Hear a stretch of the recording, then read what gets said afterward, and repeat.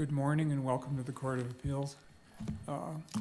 We have two cases on our 9 o'clock docket, one of which we moved forward from the 10 o'clock, and one case on the 10 o'clock docket. We may or may not take a break before the 10 o'clock case. I see counsel are set up and ready to proceed in Weibel. Does either of you have any questions? All right, for purposes of our spectators, if any of you has a cell phone or similar device, would you please turn it off so the lawyers are not interrupted? Otherwise, we're ready for argument in Weibel versus Fogel and others.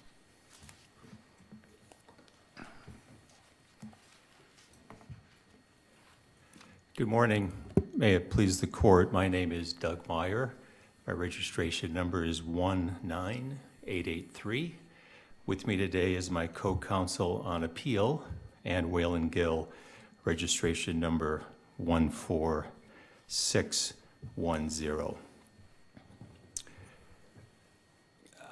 I'd like to perhaps discuss something that this court hasn't heard about before, and that's a 1994 film by Ingrid Bergman called Gaslight. A term has entered into our country's vocabulary in the last year or two called gaslighting. Now, I hadn't heard that term until I was watching TV a few months ago, and they were explaining what gaslighting was based on this 1944 Ingrid Bergman film called Gaslight. And in that film, the husband who had murdered somebody was dimming the lights at certain times, but was convincing his wife that he wasn't dimming the lights and that the reality was something different than reality. And that phrase now has entered our country's vocabulary to describe when someone is saying that reality is not reality. When in reality, there is only one reality. There are not alternate realities. And I've been trying to get my head around what happened at trial. And when I heard that word, I thought, you know what? That's what happened at trial. The defendants gaslighted Mr. Weibel, and they gaslighted the jury. They were able to, with impunity, to mock Mr. Weibel. He's crazy. He thinks he's permanently, totally disabled, but he's not. He's not seeking work. He's lazy. They were able to do all of these things. They were able to gaslight him and the jury by presenting a reality that was really not a reality. So your gaslighting argument, I think I understand it, but doesn't that go to your request to use the ALJ's order for purposes of impeachment?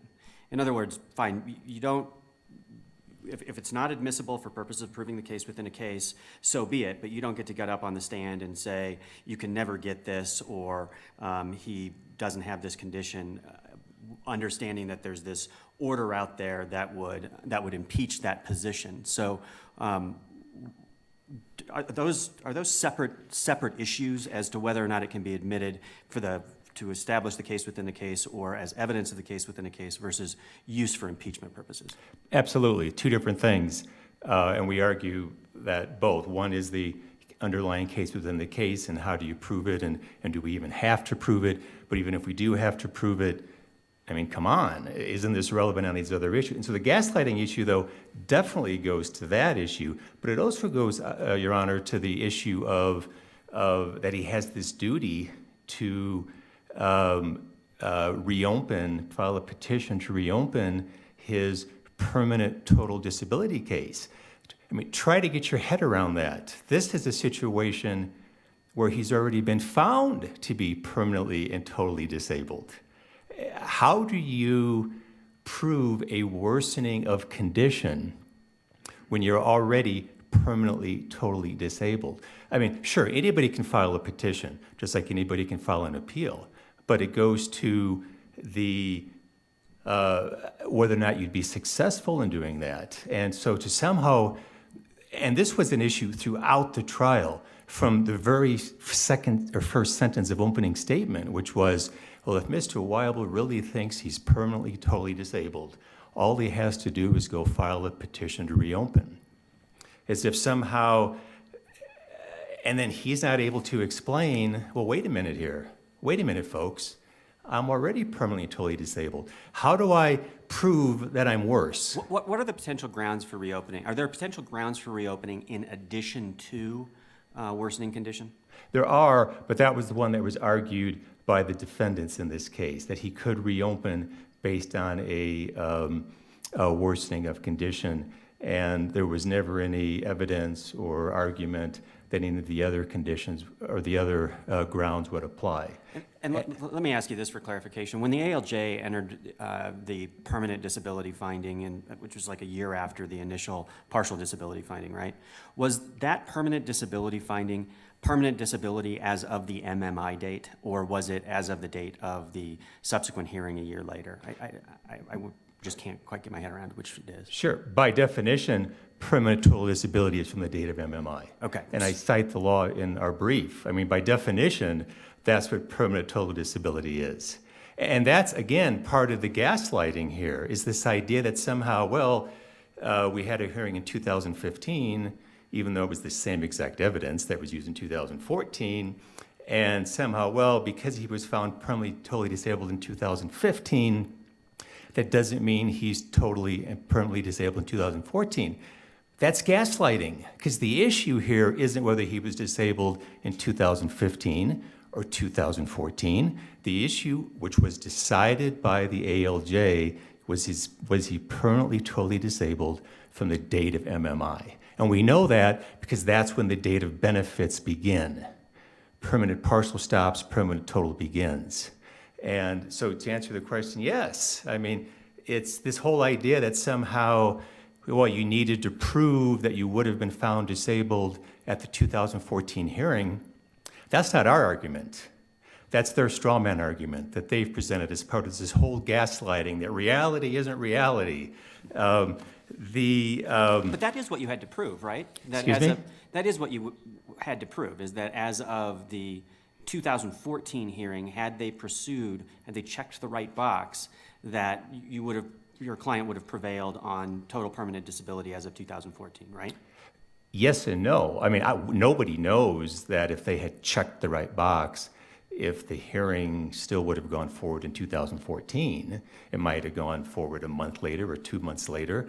We don't know exactly that the hearing would have been on the precise same date. I think it's reasonable to assume that if you're seeking permanent total disability versus permanent partial, there might be other things that happen. You might have a different date. So the important issue is it doesn't matter the date of the hearing. What matters is the finding of permanent total disability at the date of MMI, regardless of when the hearing was held.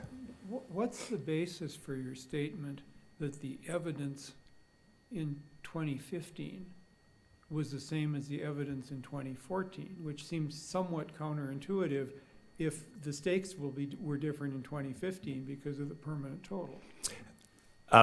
The record the record shows clearly, and I think it's cited in my brief, it shows all of the exhibits. Well, I appreciate that, but I mean, how were the witnesses identical? Did they testify identically, which is pretty rare? I believe the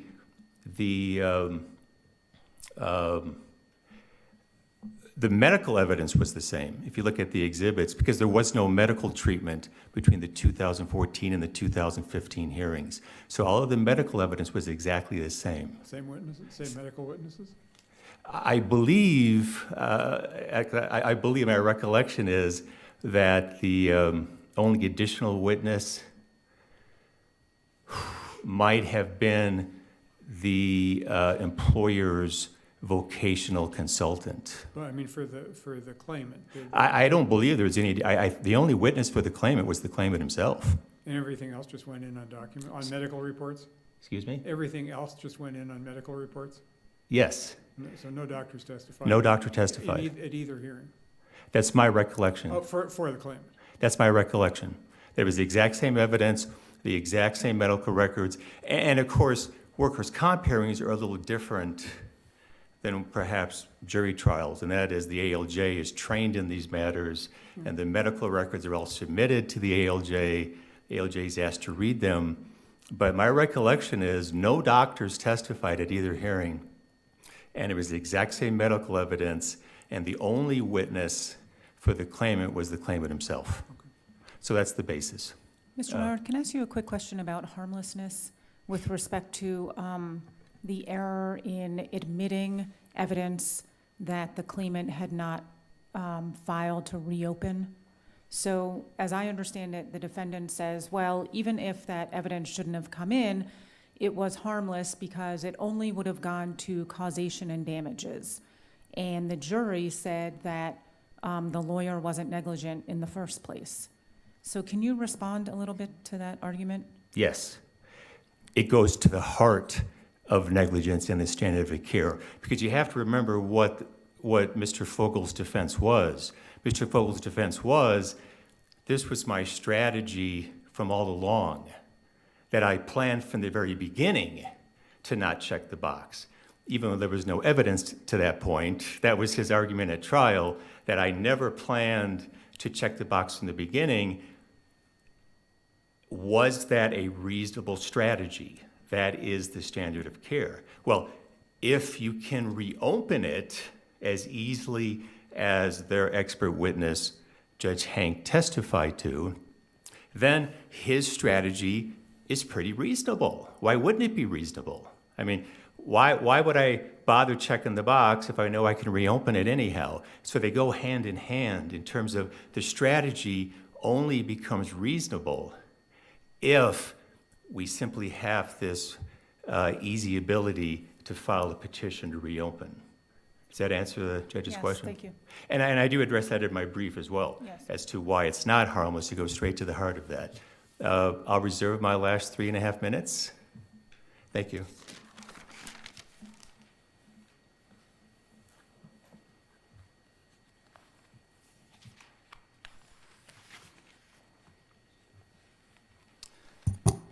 Good morning, Your Honors. My name is Eric Robertson, attorney registration number 44209, here representing the appellees in this case, Berg Simpson Law Firm and Mr. Nicholas Fogel. With me at council table is Ms. Carolyn Fairless. Your Honors, this is a case in which Mr. Weibel spent the better part of 5 days presenting evidence and argument to a jury to prove one claim against Berg Simpson, professional negligence.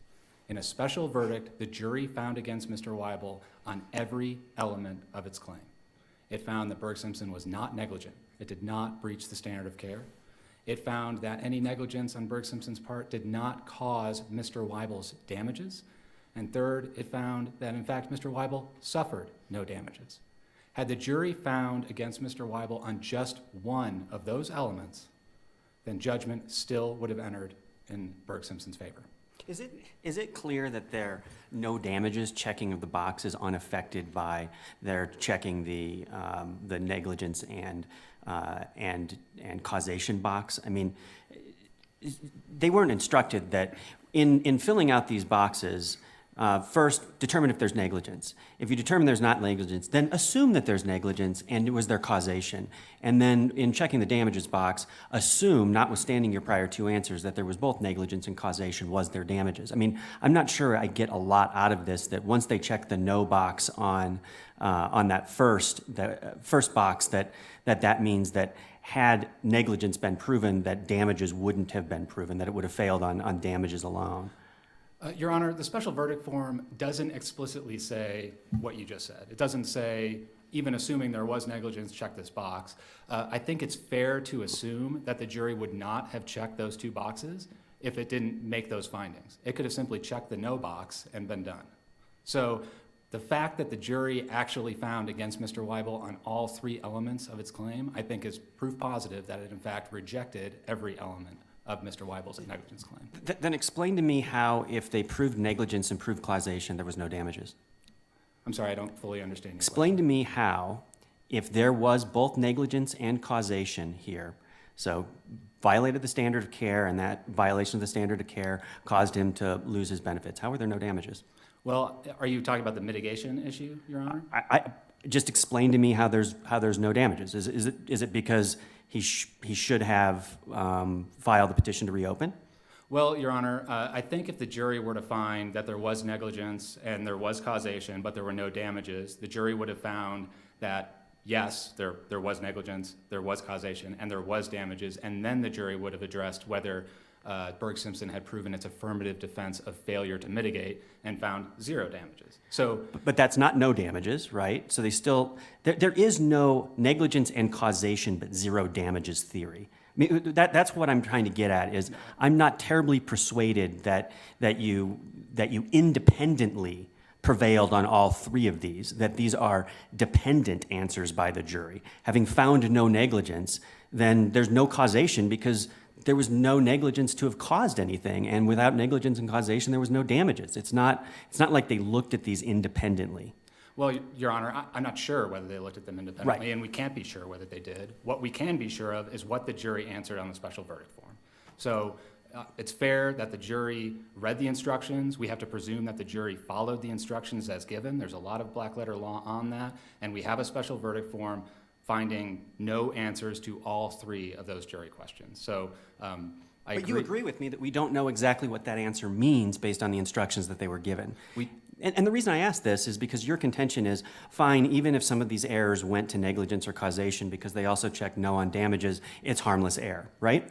Yes. As opposed to saying, well, if things got messed up with respect to causation because we don't really know the extent to which that affected the rest of the trial, it needs to be a complete reversal. So, I mean, this matters a great deal, and I just can't quite understand how we're really divining answers that these were independently answered questions. Well, Your Honor, I think turning to the evidence that was actually presented in the case, so the harmlessness analysis requires this court to determine whether any alleged error affected the substantial right of a party.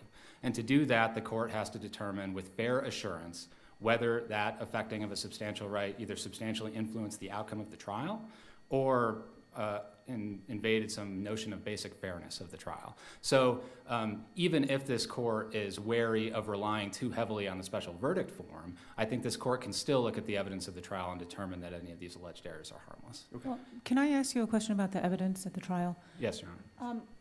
I noticed that the lawyer testified that he'd had a strategy all along to not ask for permanent total disability benefits. Can Yes. you explain how that is consistent with the truth of what happened? And what do you mean by the truth of what happened? Well, Your he Honor? did ask for permanent total disability benefits, didn't he? Mr. Fogel did ask? Correct. Well, what happened, as a matter of just kind of the factual background of the case and not necessarily the evidence that what was admitted at trial, is that Mr. Fogel did not check the box for permanent and total disability before the February 2014 hearing. Mr. Weibel was awarded permanent partial disability benefits in Yes. the 2014 order. Yes. And then they went back and sought permanent total disability, and that was awarded in the 2015 Margot Jones order, the Right, Jones order. and all that I'm familiar with. My question is, at trial, he says, I specifically chose not to ask for those benefits. Didn't he say that? I believe he did, Your Honor, yes. But that's not true, is it? Well, it Because is he true. did ask for it. Well, he did later after the 2014 trial. But the point here is a temporal one. The standard was Mr. Fogel's behavior and conduct reasonable at the time? So in a legal malpractice case, you look to whether the attorney's alleged negligence took place at the time of that alleged negligence. At that time, Mr. Fogel's strategy or judgment was that it was reasonable to not seek benefits for permanent total disability before the 2014 hearing for a number of reasons, including some evidentiary issues that could possibly come into play and jeopardize Mr. Weibel's ability to get permanent partial disability benefits. And then his strategy changed a couple months later when he did ask for them. Yes, Your Honor, and in fact, that argument was raised to the jury. That was a major case theme of Mr. Weibel at trial. They argued that this good judgment defense was kind of a post hoc rationalization for Mr. Fogel's behavior, and the jury clearly rejected But that were argument. they allowed to introduce evidence that in May of whatever that year, that he actually then asked for the benefits? No, Your Honor. The trial court determined that the Jones order in 2015 was both irrelevant to the underlying issues and would have been unfairly prejudicial if admissible. So then, so he testified, my strategy was to not ask for the benefits. And you're saying, well, that's true because he didn't ask for the benefits until a few months later. But the jury didn't know that that's what happened. Your Honor. So he just got to say, my strategy was, I decided this was a terrible case and I would not ask for the benefits. And then that was all the jury heard. They didn't get to hear the other part about it. Well, Your Honor, I think this goes to the impeachment issue, and they were able to cross-examine and question Mr. Fogel about whether that was actually true, whether, in fact, the filing of the lawsuit, Mr. Weibel's filing of the lawsuit, created this post hoc rationalization. So I don't think it's an issue of admission of the evidence. I think it's an issue of Mr. Weibel saying, we didn't get to use this order to impeach him when in fact they had other abilities to do so. But what was the evidence they were able to use to show that in fact that was not his strategy? Well, because a couple months later, he did ask for the benefits and he received them. Sure, Your Honor. The evidence was that there was no evidence in Mr. Fogel's case file talking about the strategy. The evidence was that Mr. Fogel had never discussed this strategy with Mr. Weibel.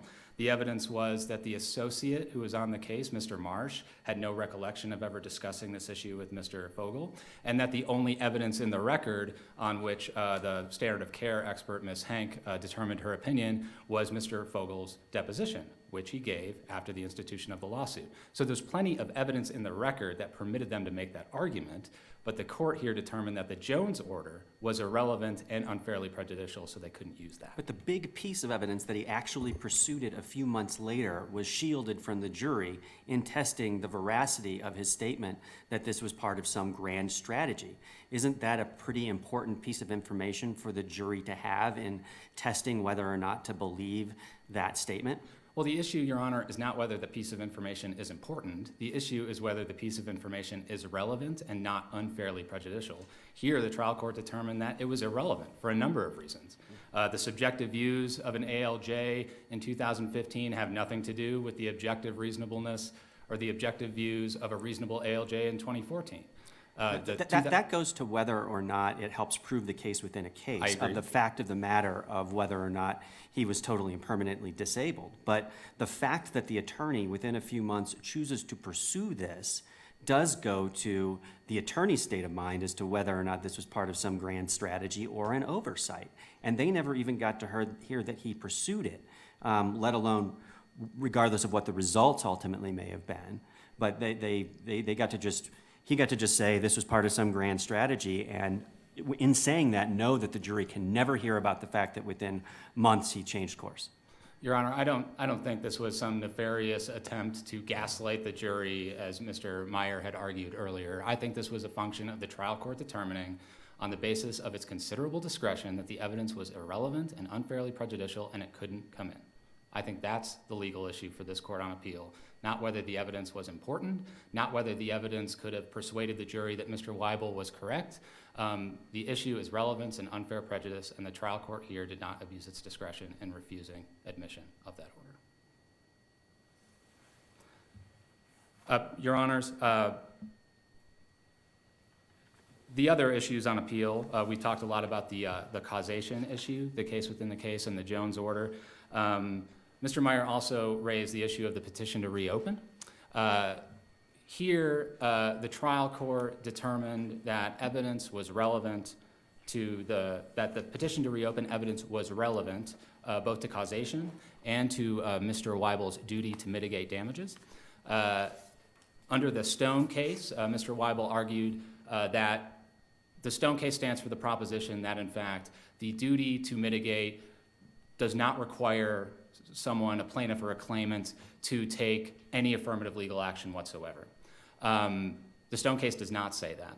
The Stone case says that, in fact, the duty to mitigate does not encompass instituting or prosecuting a lawsuit, particularly an appeal, on the basis that doing so would be too costly and too uncertain. The trial court here found that, in fact, filing a petition to reopen was totally distinguishable, and accordingly admitted admission of that evidence on that basis. But Well, go ahead.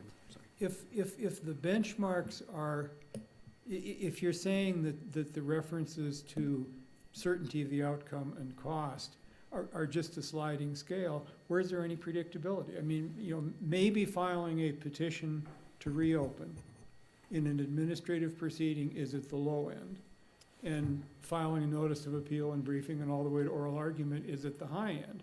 But if that's just a sliding scale, if in my former life I'm advising a legal mal plaintiff, whether or not he or she has to go ahead with some collateral proceeding, what am I supposed to do? Get out a calculator and figure out, well, someplace along the way this gets to be too expensive, but we really don't know where. Right. And the same, but not to beat the point to death, but the same with certainty. I mean, there's nothing in this room that's certain. Yeah, that's a fair point, Your Honor. The duty to mitigate is a duty to act reasonably under the circumstances. And what's reasonable is necessarily going to be dependent on the facts and circumstances of a particular situation. Well, but doesn't, and I apologize for seeming to interrupt you, but doesn't that presume that Stone articulated a sliding scale merely because of the references to cost and certainty, as opposed to articulating an absolute, a black and white rule, a line in the sand, that you don't have to commence another legal proceeding to mitigate your damages? Your Honor, two issues. One is, I think Stone would say you don't have to institute and prosecute a lawsuit, particularly an appeal, not necessarily a legal proceeding. So question whether filing a petition to reopen is fairly encompassed within that definition. And two, I do think Stone announces more of a sliding scale. It bases its rationale on the costs of litigating and on the uncertainty of litigating. Where are the benchmarks then, if it's a sliding scale? Well, I think the benchmarks would be if it's not too costly to do some affirmative action to mitigate your damages, and it's not too uncertain to do so, then it's necessarily going to be reasonable to expect that a claimant or a plaintiff should pursue that mitigation remedy. How does that line get drawn? I mean, you've just used, if it's not too costly or too uncertain. I guess I'm still confused as to how a lawyer should be advising his client. Right, and that is a difficulty with all cases that are premised on reasonableness and premised on sliding scales. And I think then let me maybe ask this differently. Why isn't both cost and uncertainty present here? Because this, you want to characterize this as nothing more than filling out a single form that Mr. Weibel could have done himself, and it's over. But the documents that were submitted in connection with this made it clear that in order to file the petition to reopen, he has to support this with medical evidence of some change in circumstances after that have subsequently occurred. So it requires a doctor, cost, so it's not free and it's not just filling out a form. And secondly, it's far from certain that he prevails on it. Your Honor, I see I'm out of time. May I answer your question briefly? Please. Sure. The evidence here shows that Mr. Weibel did have to fill out a one-page form and mail it in and present evidence, as you say, to petition to reopen his workers' compensation case. There is no statutory requirement that Mr. Weibel present a medical opinion. In fact, Mr. Weibel could simply testify that he had a worsening condition and an ALJ could reopen his workers' compensation case under the statute.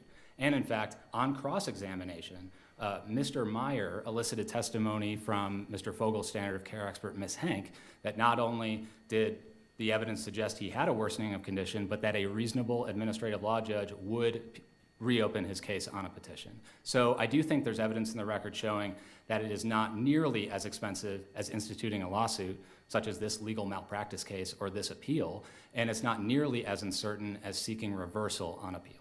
Does the filing of the petition to reopen guarantee him a hearing at which he could testify as you described, or is he at risk that the ALJ is going to look at the petition to reopen and say, well, there's nothing here supporting it, there's no affidavit, there's no medical reports, I'm going to deny it out of hand? I'm not sure, Your honor, to be candid. Fair enough. All right. With that, we'd ask that this court affirm the trial court's judgment. Thank you, Your honors.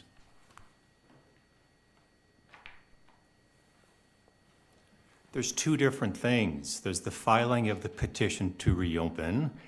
the court, the ALJ, does not have to reopen it based on what's filed to answer the. Well, does the ALJ have to give him? No. A hearing? So it's like a motion for summary judgment. The ALJ can just rule on the paperwork. Yes, and they have almost absolute discretion. When they deny it, there's going to be no appeal, basically, because they have absolute discretion. And so I don't know where this idea came from, that somehow an appeal on this sliding scale is somehow more expensive and more uncertain than a petition to reopen. I know what this appeal cost. It was a couple $100 to file it, and I'm not charging anything to do it. And so Mr. Weibel's out of pocket about $200 or $300. Every expert, every treatise who talks about a petition to reopen says, sure, you can file it, but if you want to prevail, you better have a competent medical expert in your corner. You better have his affidavits. You better have him ready to testify. And we know what that expert cost in this case because they hired one. And he was about $15,000, as I recall. Don't hold me to that. He was in the thousands of dollars as to what he charged in this case. So how the district court somehow concluded that a petition to reopen was somehow less costly or less uncertain, it's not clear, because my personal experience certainly doesn't support that, and so I don't know how that happened. At the end of the day, doesn't fundamental fairness matter? Is that even relevant anymore? I mean, the defendants are able to bring in a judge, a retired judge, pay him $20,000 to rebut precisely what the underlying judge had decided and had already determined, and yet we can't tell the jury what that underlying judge said. And so their hired judge can come in and say whatever she wants with impunity. Did she opine that the permanent total case was weak? Yes. And it was so weak that it would have tainted the permanent partial claim? Yes. Because remember, that was the strategy of Mr. Fogel, that the permanent total was so weak, they didn't want to taint the permanent partial, and so she offered opinions to support his strategy, so yes, to answer she went right to the point. And I couldn't cross-examine her and say, well, what do you mean it's weak? I mean, you've got ALJ Jones over here who says, I mean, think about this for a minute. He was found permanently totally disabled, which is a very high burden by an ALJ who said he can't work, he can't make a living. We got this judge coming in now who they're paying to testify, who says, yeah, but that was really a weak case. Really? I mean, come on. But assume that there's a hearsay problem with admitting the ALJ's order for the truth of the matter. In other words, that the defendant or that the plaintiff was totally and permanently disabled, but it can be used for impeachment purposes when they get up and testify that this was a weak case or nobody ever gets this without a medical expert or the variety of impeachment purposes. How do you avoid having the jury use the ALJ's order as a substitute for its judgment on the merits of the claim, not just limit it to impeachment purposes? That's probably a very bad question. May I answer the question? Yeah, we gave your adversary a minute and a half or so go ahead. I'm sorry? We gave a little extra time, so go ahead. Well, first of all, our argument is the jury shouldn't have to decide that because it was already decided. Assume I don't buy that. Okay. It's like, I suppose the court could instruct the jury on the different issues. Oftentimes these cases are bifurcated, and you'll try liability first and causation and damages second in a separate trial to sometimes avoid that. But when you're trying it together, you simply have to instruct the jury. If it's hearsay, now I don't think it's hearsay, as we argue in our brief. I know you don't. I'm not asking you to concede. But if it the is point. hearsay, then the judge has to instruct the jury on how it's relevant to this, but it's not to that. That's how I think it would be handled. Thank you very much. We do ask that the case be reversed and remanded for a new trial. Thank you. We appreciate the arguments of counsel. The case stands submitted. We will issue a written opinion in due course. Counsel in this case are excused. Marriage of Gifford is our next case. When the tables are cleared, counsel can set up.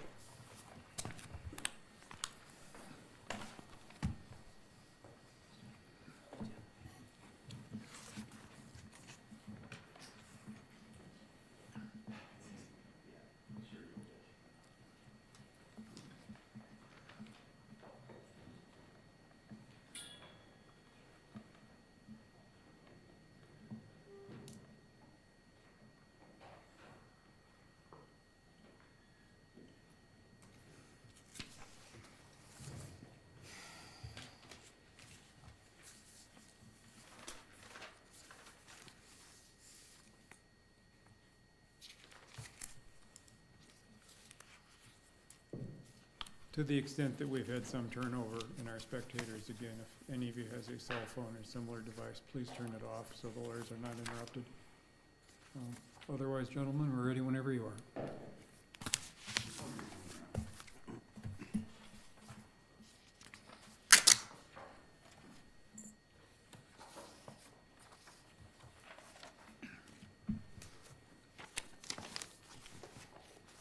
And we do appreciate your coming in early to accommodate. We had a case on the 9:30 docket was canceled, so we appreciate everybody's coming in early. Absolutely, we're glad to accommodate the court, and we didn't have anything else going this morning because we had cleared our schedule for this. Good morning, Your Honors, and may it please the court.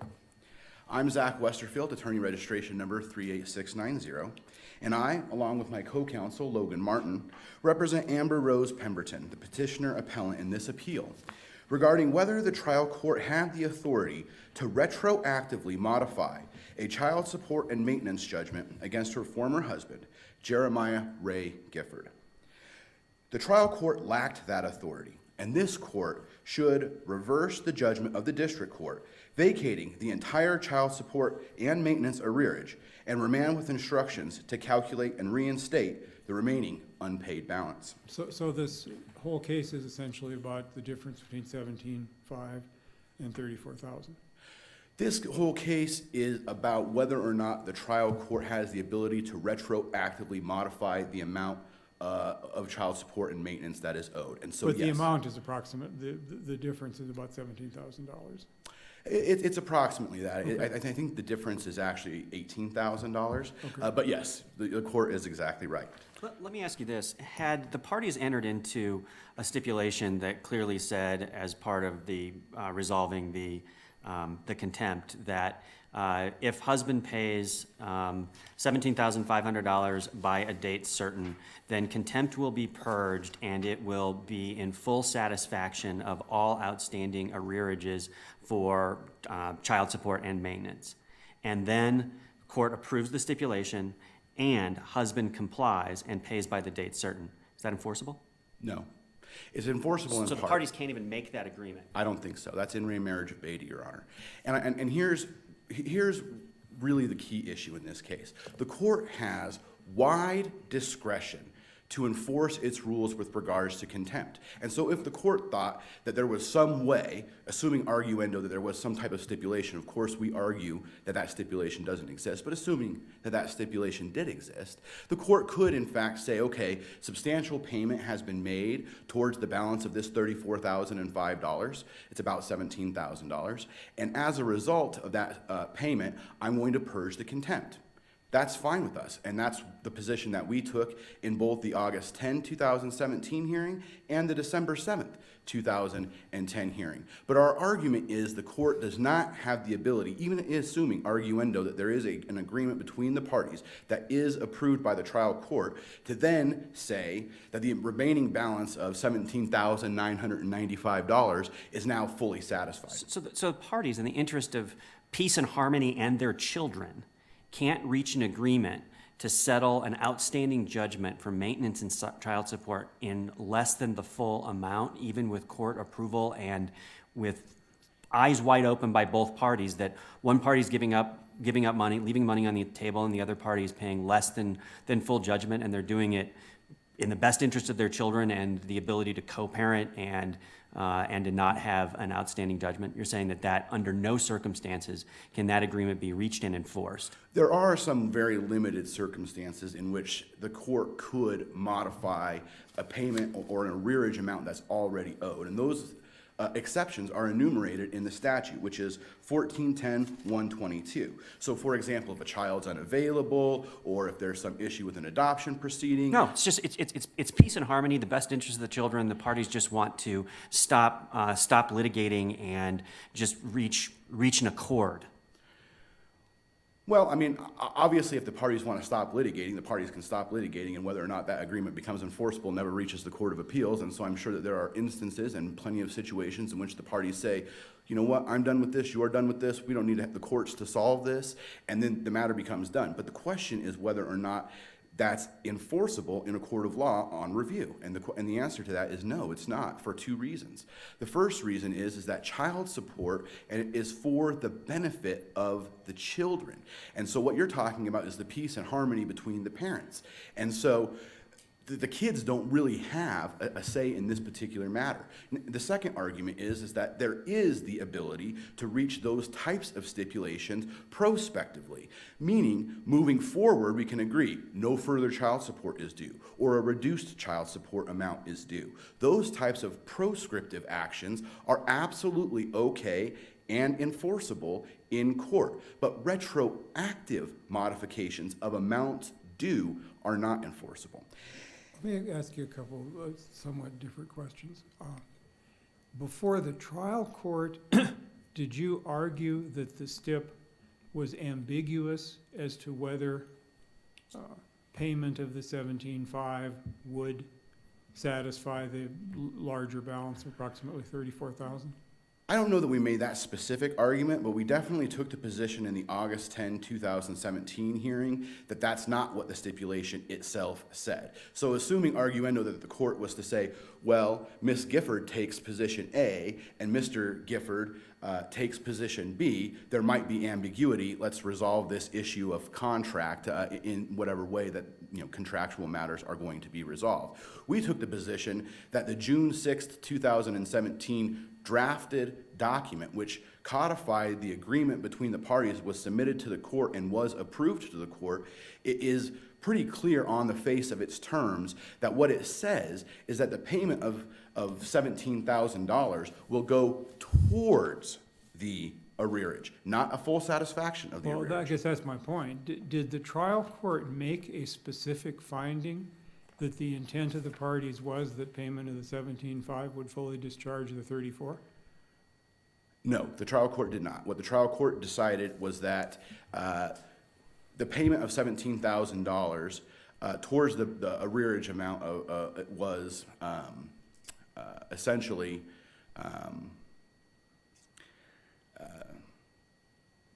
substantial performance, if you will, or substantial compliance with the terms of what it believed the agreement to be was. Well, before the trial court, did you dispute the substantial compliance? Yes, we did. Okay. On appeal, are you asking us to consider whether there was substantial compliance or not, or are you only raising essentially the legal issue that you've been discussing with Judge Welling? Our opening brief makes that as a secondary argument. Should this court make the determination that the statutory interpretation is inapplicable and it's going to determine whether or not there was substantial compliance with the agreement of the parties, we have made the argument in our opening brief and I believe our reply as well, that there was not substantial performance for a couple of reasons. Yeah, but doesn't that reverse the issues? I mean, it seems to me we get to the legal issue only if there was substantial compliance. So I would think first we'd have to decide whether there was substantial compliance. If there was, then we get to the legal issue. If there wasn't, isn't the case over?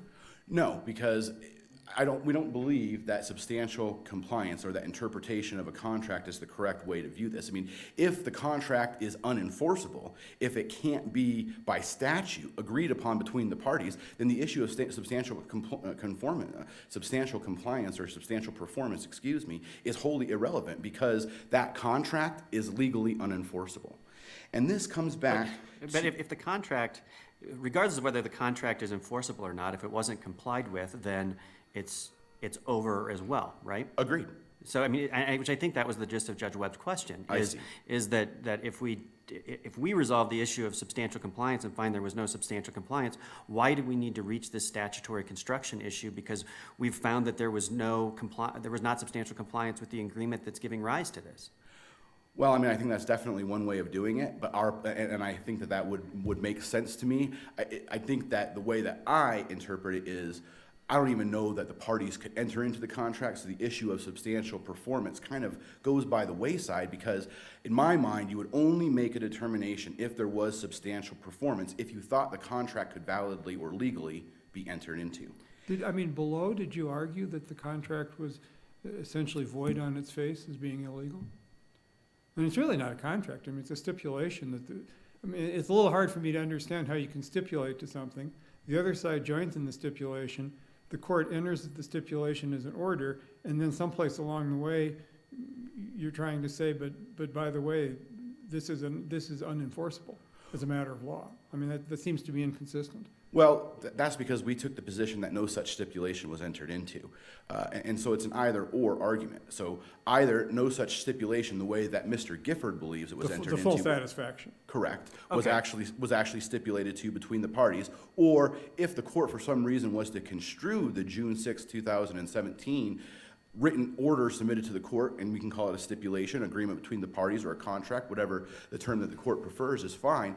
If the court believes that that is there, then secondarily, there was no performance. The agreement that the parties had reached was never satisfied. Then let me ask you this. And the contract becomes null and void because there was no performance at all. Had you entered into an explicit agreement that says, pay $17,500 by date certain, and it's full accord and satisfaction, submitted to the court signed off on it, and there was full performance of that, would you be precluded from then showing up and arguing and collaterally attacking that, saying, well, we're here for the balance of the amount due because this was an illegal agreement?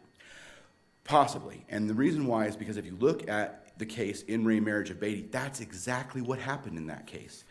And in fact, that was a case that I had and argued before the Court of Appeals. There was no dispute that the two parties, their husband and wife, had entered into an agreement to reduce child support kind of between themselves and off the record. That husband, in that particular case, had relied upon that agreement and had actually paid a reduced amount of child support for a substantial period of time.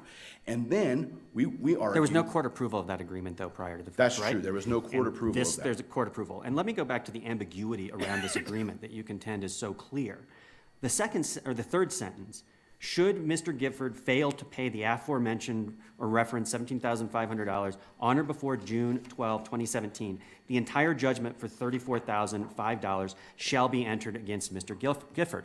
You're now taking the position that that judgment existed at the time that the arrearage occurred and was already entered. I mean, so this is not an absurd reading of this agreement that the payment of $17,500, if done by the date certain, would be in full accord and satisfaction. I mean, I think that is susceptible to that reading with a straight face, don't you?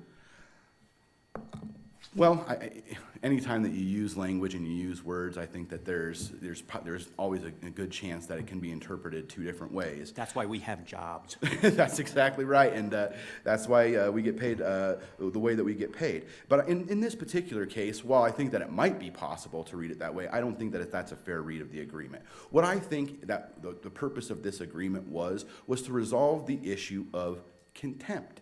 And also, the other thing that this agreement did was it modified child support moving forward. It substantially reduced Mr. Gifford's maintenance and child support that he owed by approximately $1,000 per month. So that was the other purpose of entering into this agreement, was to prospectively reduce the amount of child support he was supposed to be paying.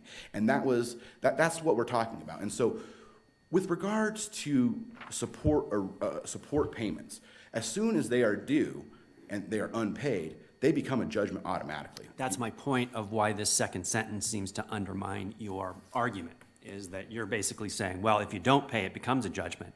But the reality of, statutorily, It's already it became a judgment as of the failure to pay. Correct. I think that what we're trying to accomplish here is what actions Mr. Gifford could take to resolve the issue of contempt so he wouldn't go to jail. And Mr. Gifford was in fact this close to going to jail because by the time that we actually got in front of the court, he had to make weekly payments by Friday at 5 p.m. or go to jail with substantial overview and review of those payments by not only my office, but also by the Colorado Child Support Enforcement Agency there in Park County. And so there was substantial overview of what Mr. Gifford was doing. He was this close to going to jail. And I think that if we look at the key statutory construction here, that's 1410-122-1C. In any action or proceeding in any court of this state, which maintenance, when combined with child support, a payment becomes a final money judgment when it is due, not paid. Such payment shall not be retroactively modified. And the phrase in that statute, shall not, has elementary meaning towards statutory construction. I would like to reserve the balance of my time for rebuttal. Thank you, Your Honors. Good morning, Your Honors. May it please the court. Sean Peak, Attorney Registration 40246 on behalf of Mr. Jeremiah Gifford. First of all, thank you for reading the briefs and reviewing the extensive case history on this case. This case, even in the context of this case and all of the other cases that surround the Gifford saga, as Judge Groom refers to it in his case record, it's quite complex, and it's very obvious that there had been a long, protracted history of conflict and dispute between these two parties that was invasive into their children, and in using Judge Groom's, paraphrasing Judge Groom's wording, the worst case he had ever seen and extremely harmful to these children. So when the parties were before the court in the context of that contempt action, it wasn't just the context of the contempt action. It was the context of their domestic relations case, the year-plus dependency and neglect action that they had been involved in, the now pending civil lawsuit that had just been initiated with respect to the domestic relations case, the department's involvement on the contempt in the attempts to enforce the child support order moving forward, as well as retroactively his motion to modify child support and maintenance in that case, the department's motion to reverse Pierce corporate. I mean, there just was a litany of litigation going on in this case that the judge said was harmful to the children beyond any other case he'd ever seen on the bench. And I think that that's an important note for this court to consider when it's entering into this or adopting this agreement that the parties entered into. The intention of this agreement was literally to resolve all of that. There would have been no future litigation at that point with this agreement. It would have been done. Everything resolving this Gifford saga was done. And so if we're going to take it backwards, and I agree with the court, we probably should go backwards, right? If we look at the substantial compliance of this agreement, and Let's start there. He was supposed to pay $17,500 on the downstroke on June 12th. Correct. He didn't. He did not. He ended up paying $1,000 a month for the next 5.5 months, more or less. That's correct. How can that possibly be substantial compliance? So substantial compliance, if the court reviews the Little case, it talks about the material facts and whether there is a condition or a promise. And if it's not clear whether or not that provision in their agreement was a condition, then it's better to remove or to err towards the promise portion of that agreement. And if it's a promise, then we look as, is it a material aspect of the case? If it's a slight deviation that does not deprive her of any specific interest, then it can be substantial compliance. So if it was June and there was a drop deadline to pay all of this on June, but he got all $17,500, not less than $17,500, all $17,500. He maintained ongoing child support. He maintained the reporting for his business. Every other aspect of this agreement was complied with. In essence, the material purpose of the agreement was to resolve all future litigation, not just to pay that $17,500. All the aspects of the agreement that benefited him were complied with. He got the benefit of the reduced child support. He, by the way, he also avoided jail. But this paragraph B, it reads a lot like a time is of the essence clause.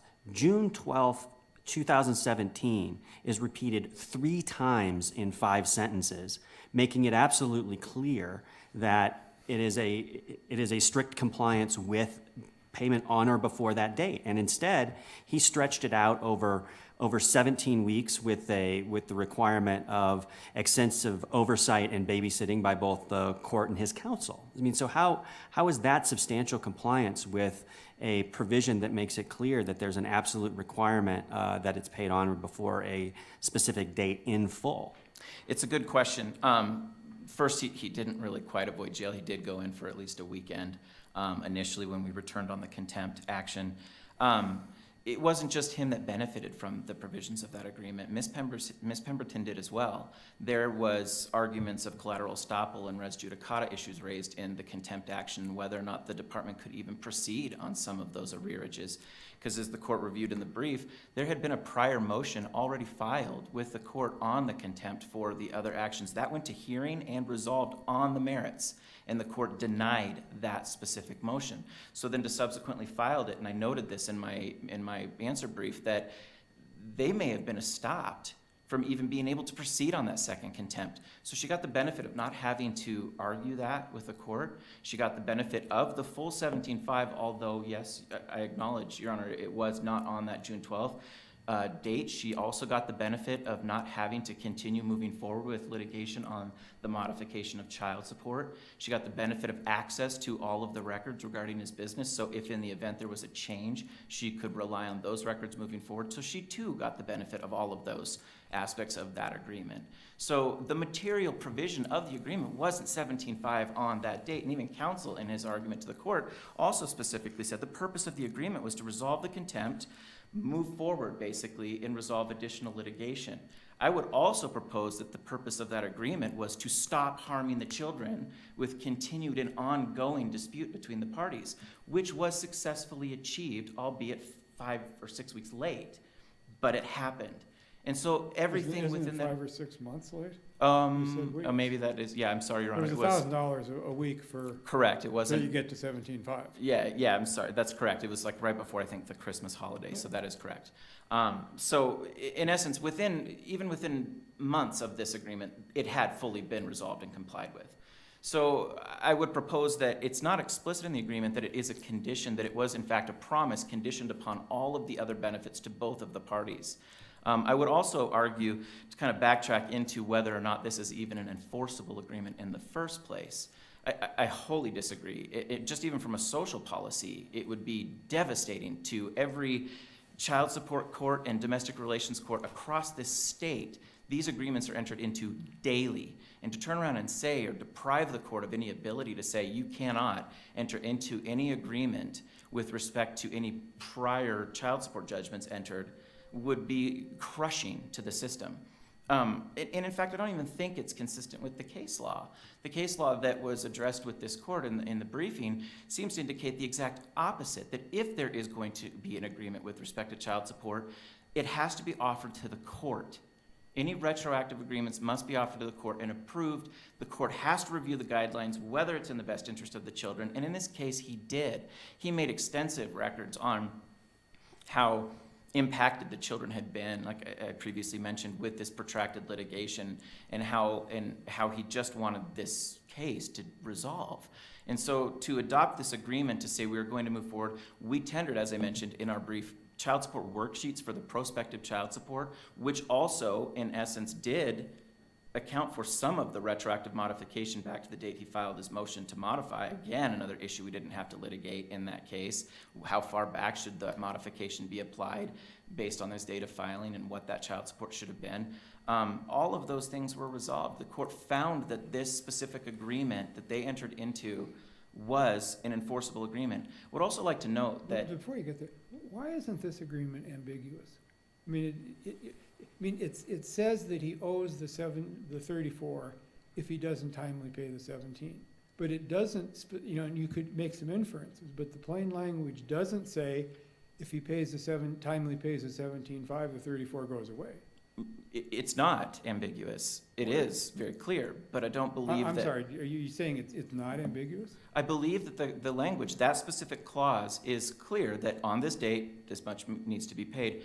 But I don't know if ambiguity is one of the factors that we look at when we're looking at substantial performance or substantial compliance with the terms of of the entire contract or the Well- material purpose of the contract. Well, how can you get to substantial compliance unless you know, unless you can determine with certainty what the contract says? We can, in this case, that she was entitled to 17.5, and she received 17.5. She also received all of the other benefits. So the analysis is not, I don't believe, whether or not it's clear under these cases. It's whether or not what is the material purpose is the first question I believe the court has to look at. What was the material purpose behind this entire contract, not each individual clause, right? Then I think we go to the next step of the analysis. Was each individual clause a condition or a promise? And Judge Webb can defend his own question, but Mm-hmm. I think the question also goes to, wasn't this paragraph B ambiguous as to whether or not timely payment of the 17.5 would be in full accord and satisfaction of the outstanding $34,000 balance, or was it merely sufficient to purge the contempt? And that it's ambiguous even as to that. Well, I think that if the 17.5 was paid, it would wipe out the entirety of the current amount owed. Isn't it arguable that it's ambiguous as to that point? I think that may be the question, if it's ambiguous on that itself. I don't know. I don't necessarily read it that way. The way I would interpret it and the way that we drafted it was that once the 17.5 was paid, all of the amount money owed, all of that $30,000 was purged. There was no additional amount monies owed. And that was certainly the intention of counsel and the court when we were reviewing it subsequently. Well, purgeable as failure to pay being contemptible conduct is different from accord and satisfaction of the judgment that had entered. They're different. Purging the contempt is distinct from actually satisfying the judgment, right? Certainly. And this doesn't make it clear that existing judgment would be fully satisfied even if the contempt was purged. Bad choice of words. I'm sorry, I didn't mean to use the word purge. But yes, I think that the intention of all of us while we were sitting there in the courtroom, even Judge Groom while we were sitting there in the courtroom, was that all $30,000+ would be gone and wiped out, that there would not be any obligation to repay that, not just even in the context of the contempt, but in its entirety, forever and for all purposes. That certainly was our intention while we were entering into that agreement. I'm sorry, when you say that was our intention, do you mean all of the parties? Because Mr. Westerfield says that was not their intention, and they've been arguing all along, hey, that's not what we meant. Right. I would disagree with that, while we were in court. And I think it's clear from Judge Groom's record while we were actually going through the final days on the contempt was that not even just the final days, when we first came in for the sentencing, the intention was, I may actually wipe out all $30,000 depending on how he continues to comply with this $1,000 a month payment. That was clearly the intention of Judge Groom and myself, and at the time there was no expressed intention from counsel saying, no, that wasn't the intention of the agreement. It was really the argument that he hasn't complied with the agreement. Right? And then when we came back to the court, once the contempt had been purged, he did say, yes, this was my incentive to you to continue to be in compliance, that we would honor the terms of this agreement and wipe out the entirety of this amount owed. So certainly throughout the entirety of these proceedings, I think the record would really indicate that everybody in that courtroom intended that the $30,000 would be gone. It would just vacate and be a full accord and satisfaction of that $30,000. Oh, wait a minute, you used the pronoun he, and I wasn't sure if you were talking about Mr. Westerfield or the judge. Did Mr. Westerfield say in the lower court that if the 17.5 had been timely paid, the 34 would go away? I believe that that's what the agreement says, and I believe that that's what with was... respect, I don't agree with you. Okay, That's what the and I agreement do says. believe that that was the conversations throughout the entirety of that contempt context or the proceeding of that. Okay. Yeah, that was exactly what the intention was. It's also a little striking that Mr. Westerfield actually executed the agreement and tendered it with me to the court to say, This is the agreement of the parties, then to come back and try to make the argument that we shouldn't be bound by this agreement that I advised my counsel to sign and offered to the court to be enforceable, that this now is not really actually an enforceable agreement. I disagree that to tender that agreement to the court knowing that it wouldn't be an enforceable agreement. No, but that's not what his position is. His position is that it would have been an enforceable agreement, and if father had lived up to the agreement, then the contempt would have been purged. However, he didn't. But their position was never that, as they understood, that this was not enforceable. Their position is this does not account for the other 17.5, which is still outstanding and which is still owed. Maybe I misunderstand his argument, but I believe what he specifically told to this court is prospective agreements for child support are okay, but retroactive modification of child support judgment is not. And I believe that those were his words used to this court today. That's his position. And he contends that this is not such an agreement. Right. Right. My interpretation of his argument is that any retroactive modifications by agreement of the party, the court shall not, according to his language of 1410-122, shall not be modified. So in essence, the court would be deprived of any jurisdiction to modify those, even upon agreements submitted by the parties to the court. That's what my understanding of his arguments are. I think it does go that far. Yeah. But had, you talked about Judge Groom's interest here in bringing peace to the valley. I mean, this has been contentious, and could Judge Groom have imposed this condition himself, finding it was in the best interest of the children, absent an agreement of the parties, and said, cough up 17.5 and we'll be done going forward?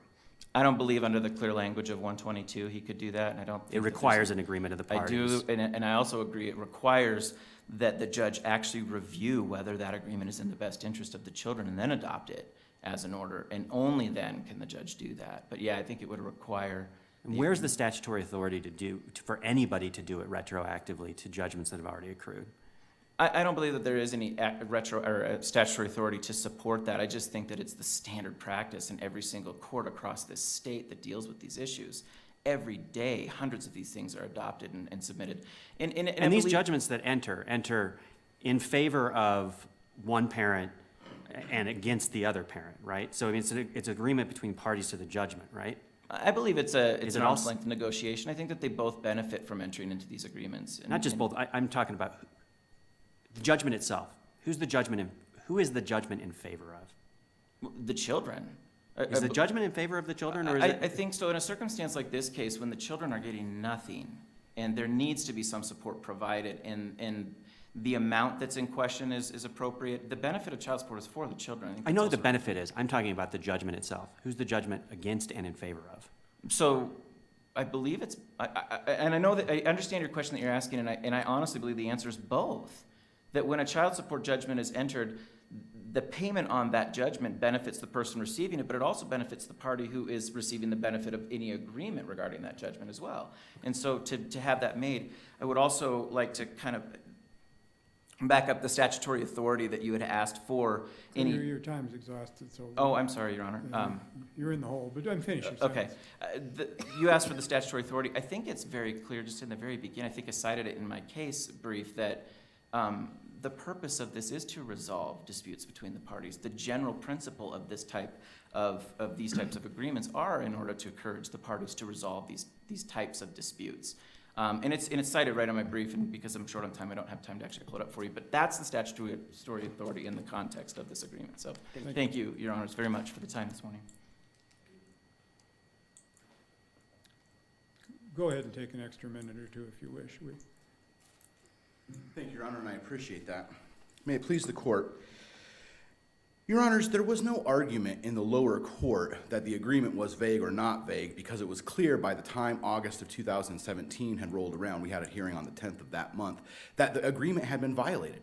There was supposed to have been a payment due on June the 12th. That payment was not made. It was clear to everyone that the agreement had been violated.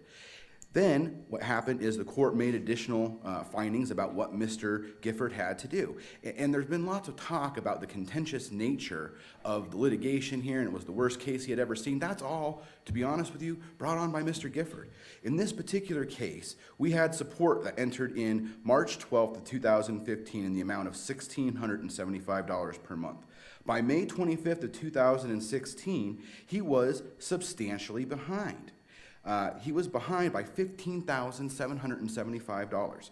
That arrearage then increased by September of 2016 to $20,605. And by the time we got to the May 11th, 2007 hearing, which by the way was for a sentencing on the contempt, okay, the arrearage amount was $34,005. At no point in time did Mr. Gifford ever say, I have these obligations, I'm going to comply with this court's orders. He thumbed his nose at the trial court over and over and over again and failed to pay the amount that he was supposed to pay on a regular basis. Now, Can I jump in? Sorry, Yes. here, I hate to interrupt, but that's okay.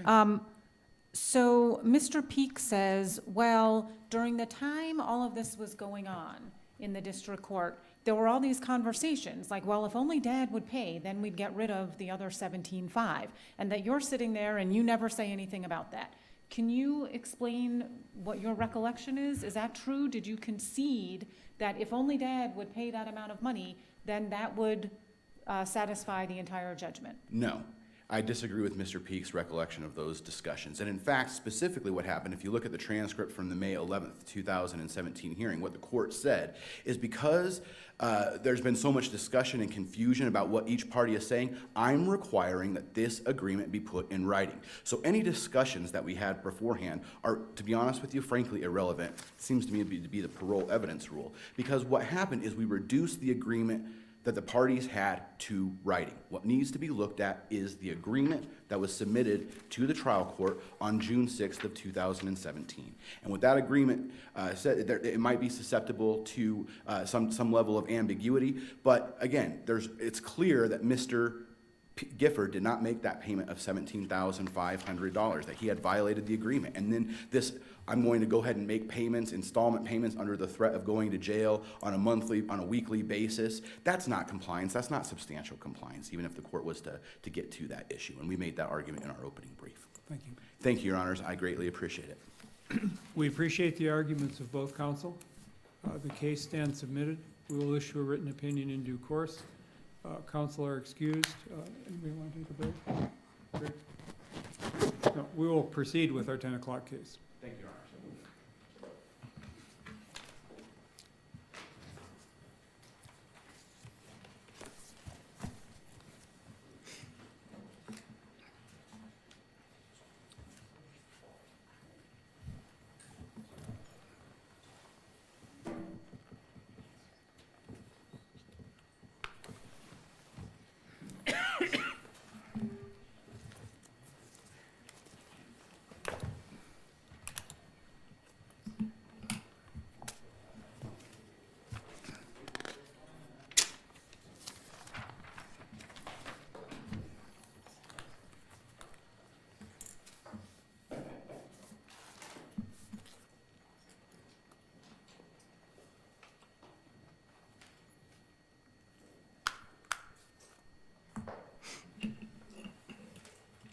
Good morning. We're ready to proceed whenever you are. Our last case is Snowmass Mining versus Julie Skinner and Mystic Eagle Quarry.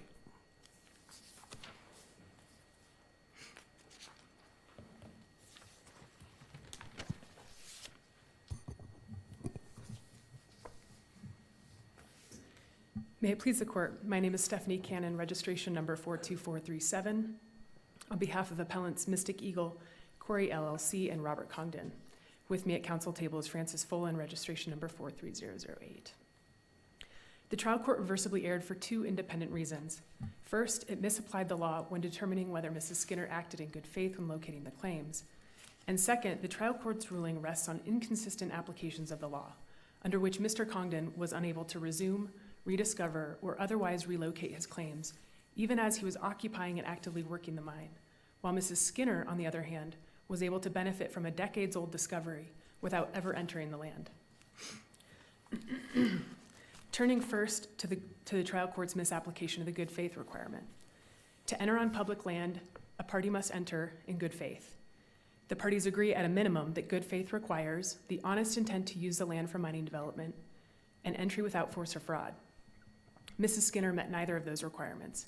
The trial court found that her intent was to take the claims to protect her children and to protect her own financial investment, not to use the land for mining development.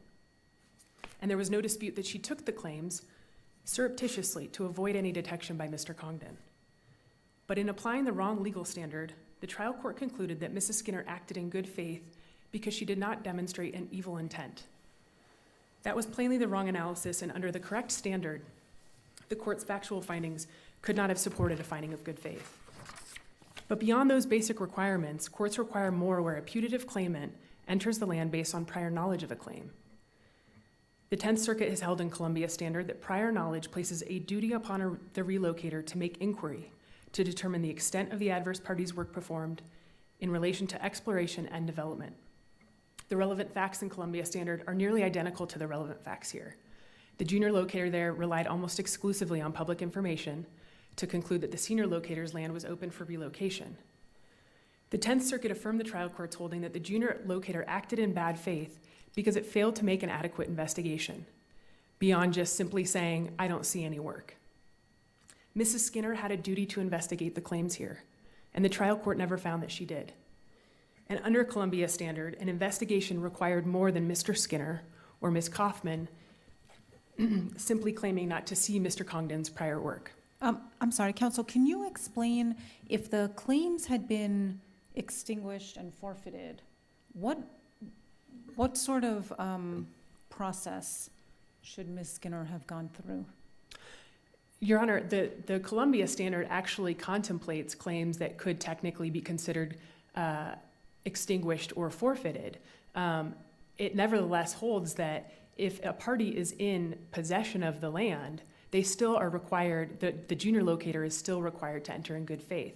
So because Mrs. Skinner had prior knowledge of the claim, and prior knowledge that Mr. Congdon was there working on the land and the mine at that time, she was required to investigate under Columbia Standard. But to investigate what? I don't get it. She did investigate. She knew that the claims had been forfeited. I understand the question. I apologize. Mrs. Skinner was required to investigate the extent of the exploration and development by Mr. Congdon to determine whether or not the claims were in fact, that the land was in fact unappropriated at the time and unoccupied at the time. So the line of cases that discuss the good faith requirement contemplate the situation that you're discussing right now. And in Ranchers v. Anaconda, for example, the court there specifically applied the good faith standard and even noted that if a junior locator was correct in its belief that the claims were invalid, that the good faith analysis still applied. And under that situation, a junior locator is not entitled to take advantage of a senior locator based on a technicality. And in that case, the technicality that was at issue was whether or not the senior locator had even made a discovery. So in that situation, Mrs. Skinner would have been required to make an investigation when she entered the land to see if it was unappropriated, to see if it in fact was open for relocation. She failed to do that. And she was required to abstain from taking advantage of a technicality, which was that Mr. Congdon had failed to pay the small miner's fee. But that's not a technicality. I mean, I hear what you're saying, but the problem is under federal law, it actually extinguishes his rights to the claims. So when you say she should have investigated whether or not he was appropriating the land, he didn't have any right to the land, not any superior right to the land. So to what end would she have done that investigation? Well, she certainly could have actually entered the land when Mr. Skinner was there in the first place instead of staying on the boundaries and the outskirts of the claim.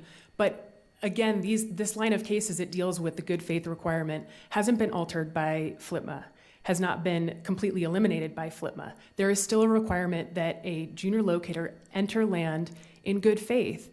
And while it may to the federal government may not be considered a technicality, as between rival claimants it is, and that's how these courts have analyzed it, is that if you don't don't comply with recording requirements, if you don't make a valid discovery, if somehow your claim might be invalid, if you're there working the claim, if you're in possession of the land, then the junior locator has to enter in good faith and not take advantage of whatever technicality or defect may be present.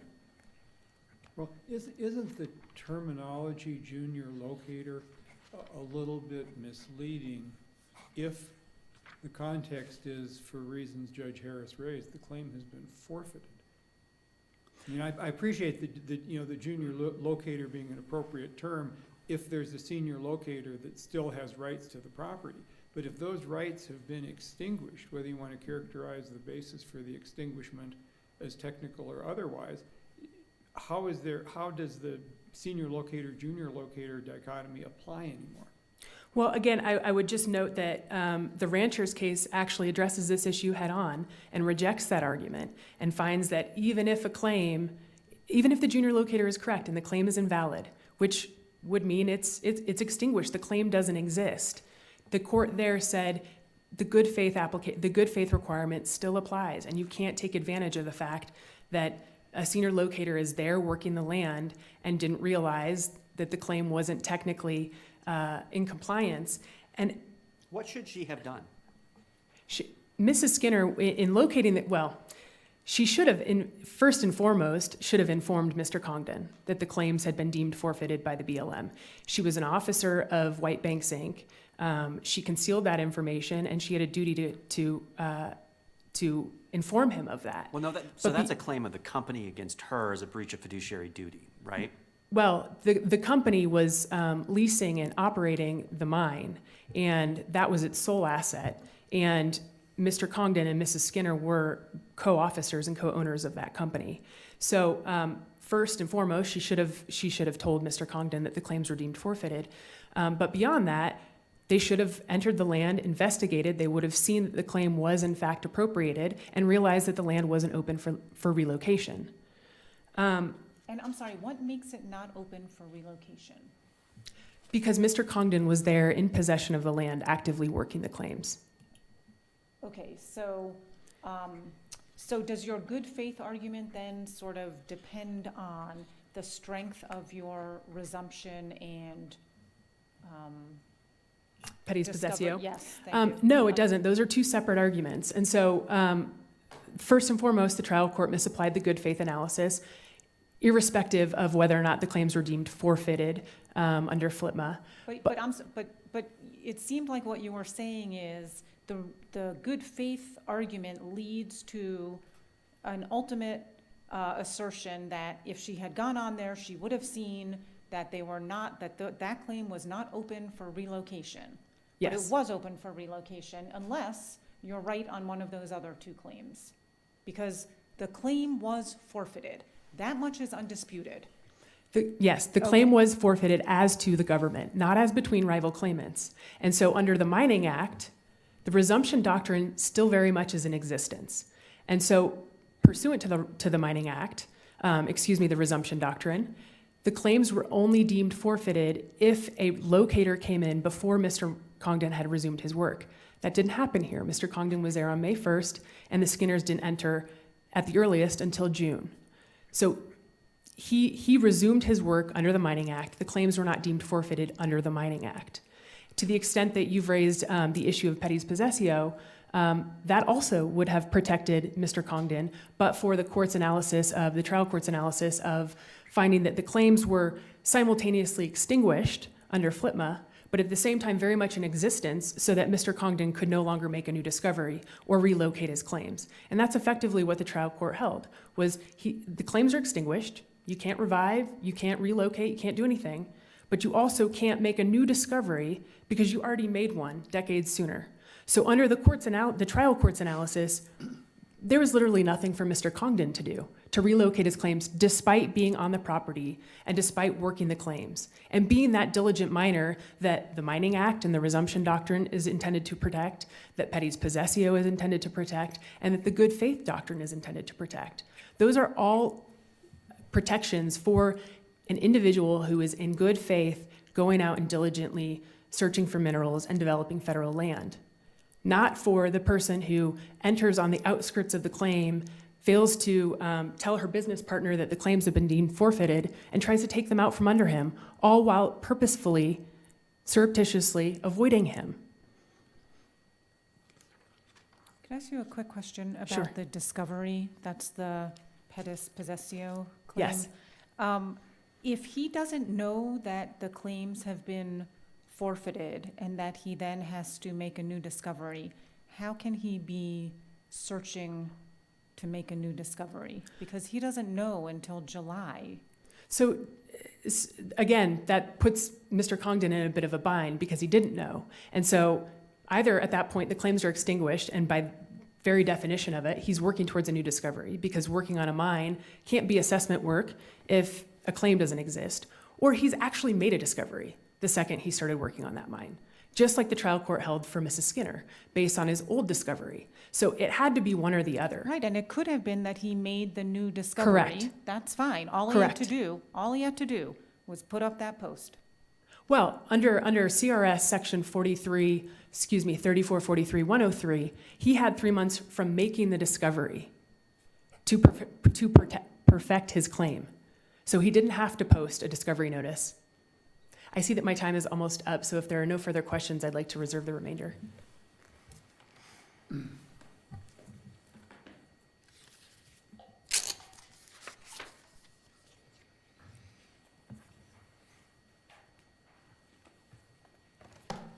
Good morning, Your Honor. May it please the court, I'm Kirk Mueller, representing the appellees, Julie Otis Skinner and Snowmass Mining Company. With me is my colleague, Alex White, who has worked hard on all of these briefs.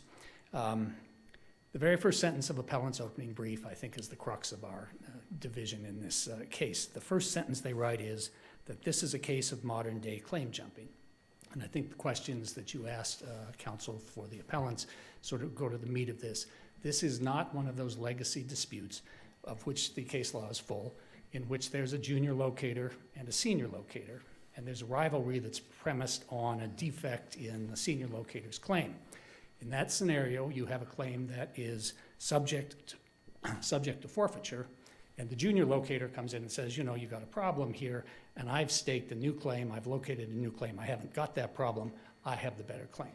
And that's what most of these disputes involve. This dispute is not like that, at least with regard to the Snowmass claims that were located in June of 2005. Those are brand new claims. Snowmass does not come in and seek to take advantage of a defect in the original White Bank's claims. Those claims don't exist.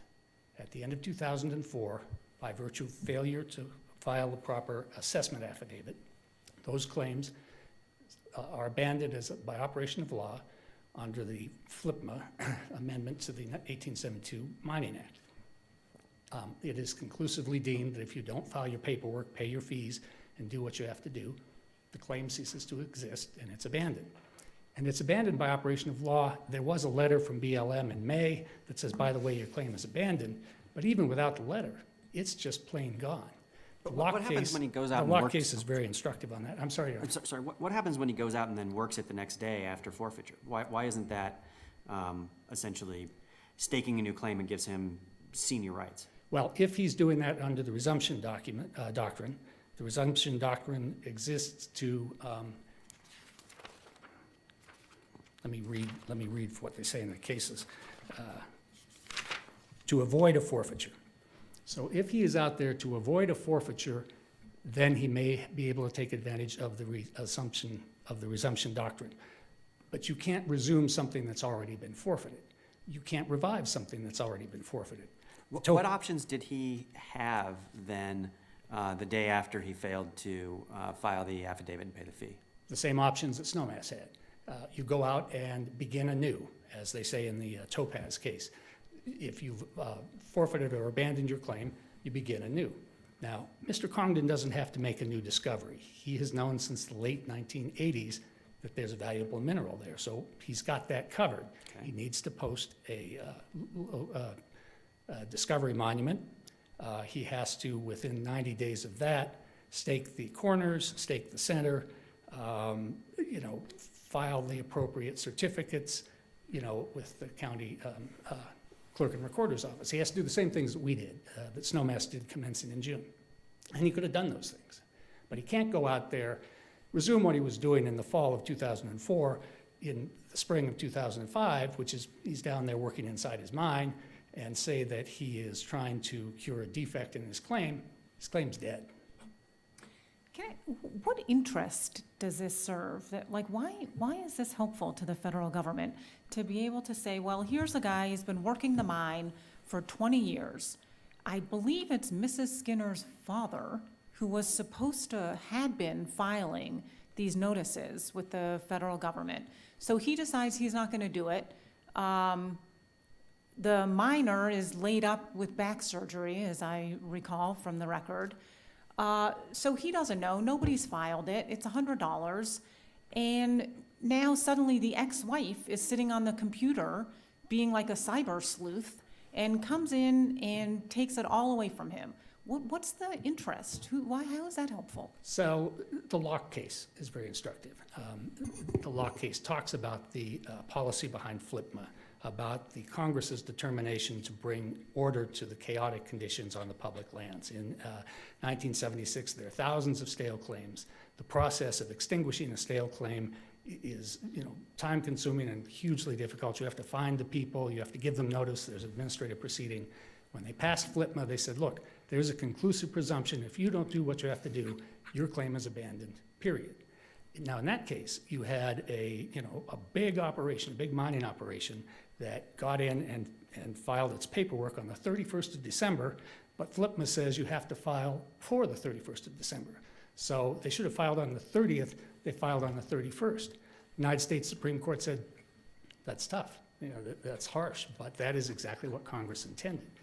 Congress wanted certainty, and you can't start eroding it around the corners and achieve the congressional intent. And, the discussion in Locke is very, clear about that. It may seem to be draconian, but that's the point. We've got to get rid of stale claims. If you're not vigilant with regard to the paperwork requirements, which are pretty simple, you forfeit your claim and you begin anew. You better at least know that you forfeited your claim and you begin anew. It may sound harsh, but that's the policy. Moreover, look, there are two sides to that story. Judge Lynch had a front row seat, 3 days, long testimony. Robert Congdon, Julie Skinner, Dawn Skinner, these guys have a 30-year relationship. Mr. Congdon was cautioned before the deadline, you need to file your small miner application. He did that. When he says he's a small miner, then doesn't have to pay the money. He does have to go in and file an affidavit of assessment. He's the one who has to do it, and he's the one who didn't do it. And Mr. Congdon owns these claims. This notion that there's a duty of good faith that's owed by Julie Skinner, you have to unpack that a little bit. She is an officer in something called White Banks Corporation. White Banks Corporation leases the claims. They don't own them. The claims are owned by an entity that's owned by Mr. Congdon. So to the extent there's a fiduciary duty, I think, Your Honor, Judge Willen, you were right. There may be a claim by White Banks. I don't think it's much one, but there isn't a claim by Mr. Congdon or his other entity in which she is not an officer, that he had some duty to go to them and say, hey, these claims are forfeited, you better do something.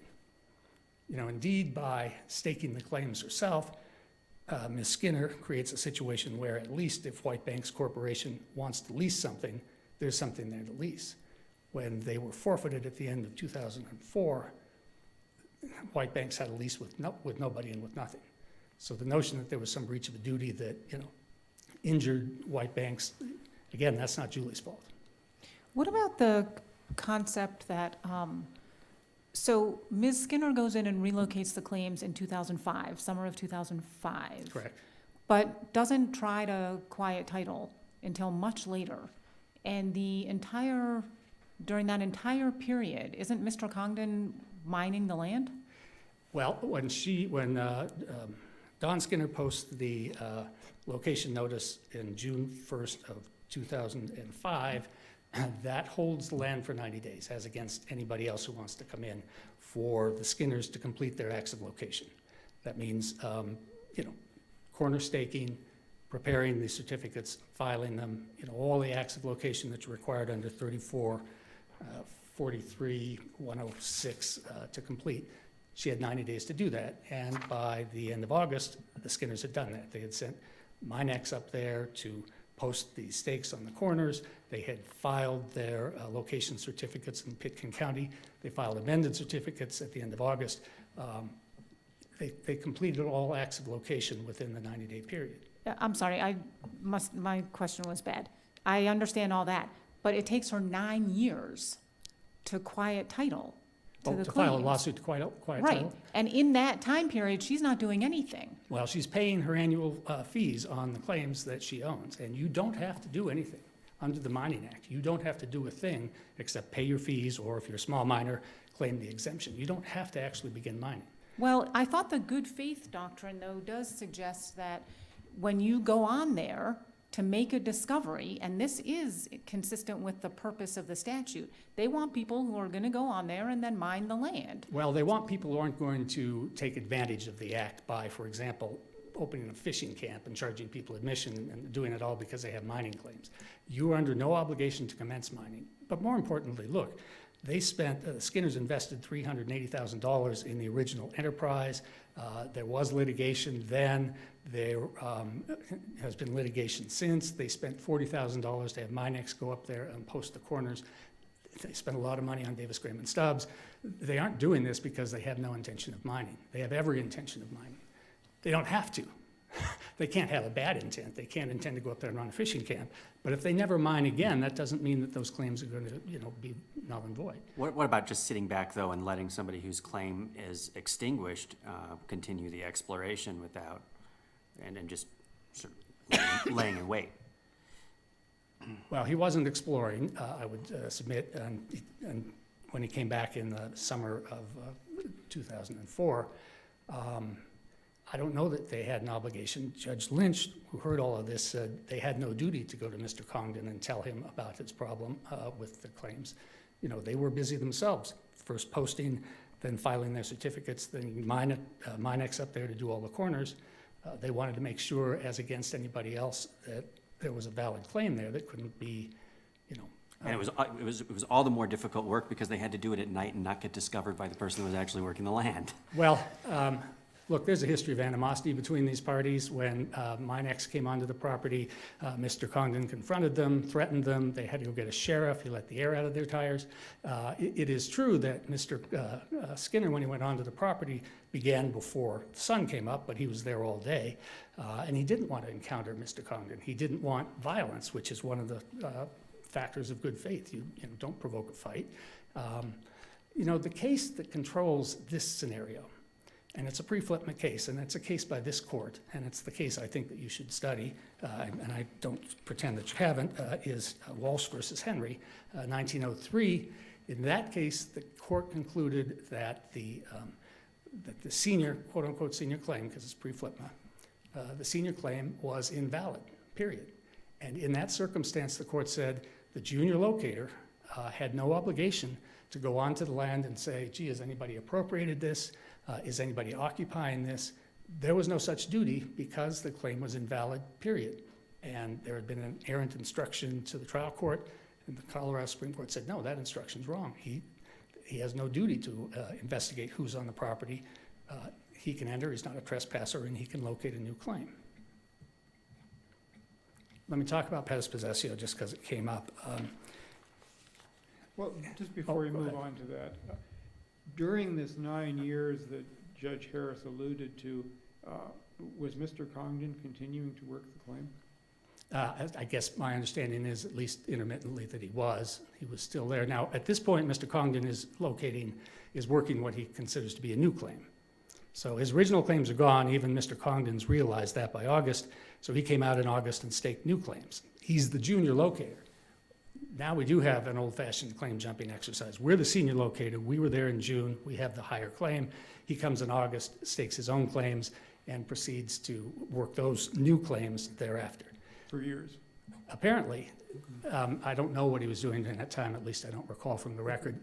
Our folks were doing things too. They were talking to the Forest Service. They wanted to get their own plan of operations. They were trying to get investors lined up.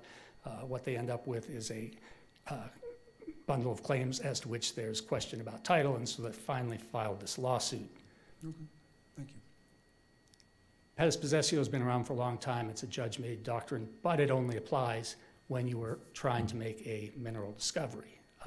It makes sense that when you first enter onto the land, it's going to take you some time to find a shiny object and say, aha, I found a mineral. So while you're looking for that mineral, pes possessio, ownership by your feet, you can hold somebody who comes after you at bay, you have the higher claim. But once you've made that discovery, the doctrine no longer has application. You have some obligation under Colorado law to post a discovery notice, and then some limited time frame after that to get your acts of location completed. So you can't just use pes possessio to extend all of your deadlines and say, hey, I'm here, and as long as I'm here, nobody else can come in. There are a couple of cases that they cite for the proposition that it's not limited to those scenarios, and those cases just don't bear the weight. If you read Rancher's Exploration, if you read Geomet carefully, they don't really say that you can use pes possessio in any other circumstance.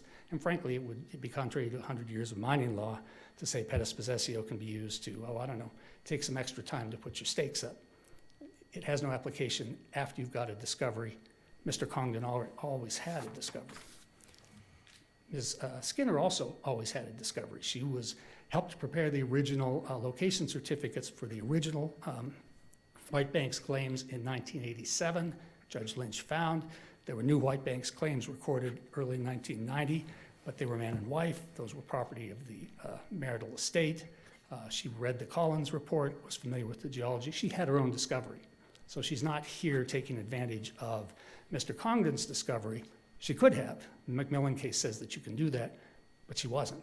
They had their own independent knowledge. They could place their locations, post wherever they wanted to. It didn't have to be at the adit because they know that the minerals are ubiquitous and underlie all of those claims. Your Honors, I'll take any more questions, otherwise I'll stand down.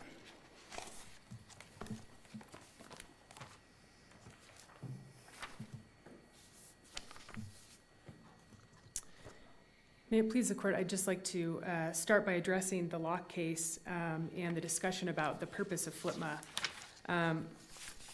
Counsel noted that part of the purpose of FLTMA was to eliminate stale claims from the federal government. It was also designed to create a recording procedure by which the federal government could have up-to-date information. Not rival claimants, the federal government. And the holding in Locke isn't dispositive for purposes here.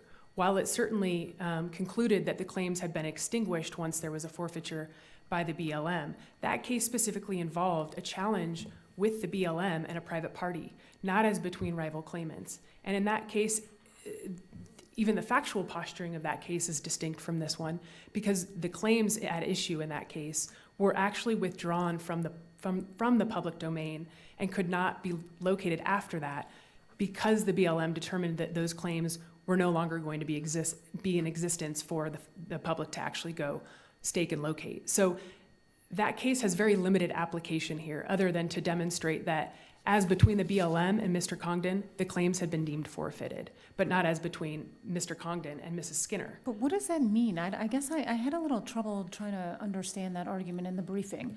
So the federal government, whose land it is, right? It's Correct. Right, Correct. okay, it's their land.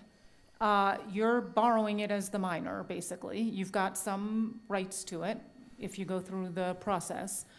But the federal government says, well, you're done. You didn't file your paperwork. You have no claim. It's our land now. That's correct. It's always been the federal government's land, though. Okay, so how do the other people know? I don't understand. That would seem to create big problems in terms of notice about whose land it is. Sure. Well, the purpose of FLTMA, again, was to provide notice and information to the federal government. And as between rival claimants, there has always existed a separate approach. Like the court notes in the Crummett case, a two-tiered approach. That's always been the case. The Mining Act and the resumption doctrine under the Mining Act only relates as to rival claimants. It says your claims are forfeitable unless someone else comes in and locates before you resume work. It has nothing to do with the federal government. Ultimately, the federal government still owns that land. In the Mining Act, it also states that the law of possession controls as between rival claimants, notwithstanding the federal government's ultimate ownership of that land. Petty's possessio, that applies between rival claimants. The good faith requirement, that applies between rival claimants. These are all created protections as between rival claimants that actually have nothing to do with the United States government's ultimate ownership of the land. The So law then has, there's no effect of forfeiture on any of these cases where somebody forfeits the claim and another person comes in? not when the miner is still actively mining and working the land, like Mr. Congdon was doing here. And I see that I'm almost out of time, so if there are no further questions, thank you. We appreciate the arguments of both counsel. The case stands submitted. We will issue a written opinion in due course. Counsel in this case are excused. Our docket is completed and the bailiff may announce a recess.